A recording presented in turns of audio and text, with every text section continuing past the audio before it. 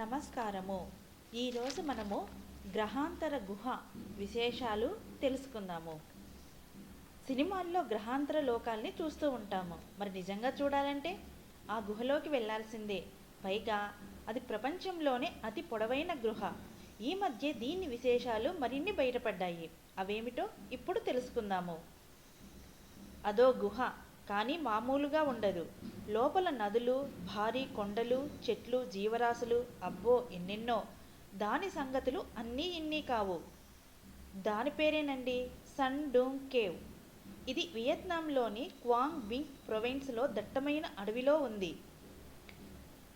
ప్రపంచంలోనే అతి పొడవైన గుహగా 2009లోనే పేరు పొందింది. అప్పటి నుంచి శాస్త్రవేత్తలు దీనిపై మరిన్ని పరిశోధనలు చేస్తున్నారు. ఇది మొదట ఊహించిన దానికన్నా మరింత ఎక్కువ పొడవు ఉందని ఇప్పటి పరిశోధనలో తేలింది. ఈ గుహ అంతేంటో ఇప్పటికీ తెలియటం లేదు.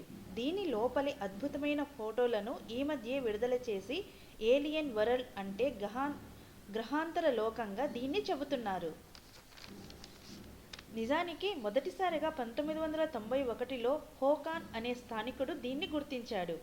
ఆ తర్వాత 2009లో సర్వే చేయటంతో ఇది 5 కిలోమీటర్ల పొడవు ఉందని, 650 అడుగుల ఎత్తు, 490 అడుగుల వెడల్పు ఉందని తేలింది.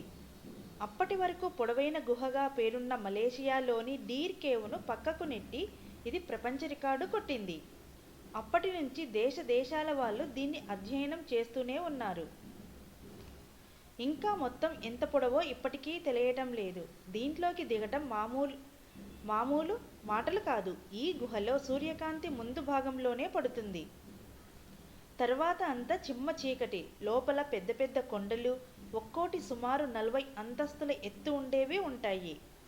అడుగు భాగం మొత్తం నది ప్రవహిస్తూనే ఉంటుంది. అందులో రకరకాల జలచరాలు ఉంటాయి. ప్రాణాలకు తెగించే సాహసికులే తాళ్ళు, టార్చి లైట్లు పట్టుకొని ఇందులోకి దిగి పరిశోధనలు చేస్తున్నారు. అసలు ఇంత పెద్ద గుహ ఎలా ఏర్పడింది? కొన్ని లక్షల ఏళ్ల క్రితం నుంచి భూమిలో ప్రవహించే నదుల వల్లే. నీటి రాపిడి వల్ల గుహ లోపల శిలలు కోతకు గురై ఖాళీ భాగం ఏర్పడింది. ఇదంతా సున్నపురాయి, లైమ్స్టోన్ నేలలే. నీటి ప్రవాహంతో ఈ సున్నపురాయి నేలలు రకరకాల ఆకారాల్లో అబ్బురపరిచే శిల్పాల్లా కోతకు గురయ్యాయి. సండ్యూంగ్ అంటే పర్వతపు నది అని అర్థం. ఇప్పుడు ఈ గుహ మంచి పర్యాటక ఆకర్షణ అయిపోయింది. ముందు భాగాల్ని ఏటా కొన్ని లక్షల మంది సందర్శిస్తూనే ఉంటారు.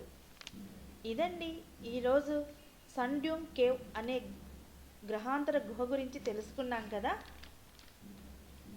వచ్చే వీడియోలో మరి ఒక విశేషంతో మీ దగ్గరికి వస్తాను. అంతవరకు ధన్యవాదములు.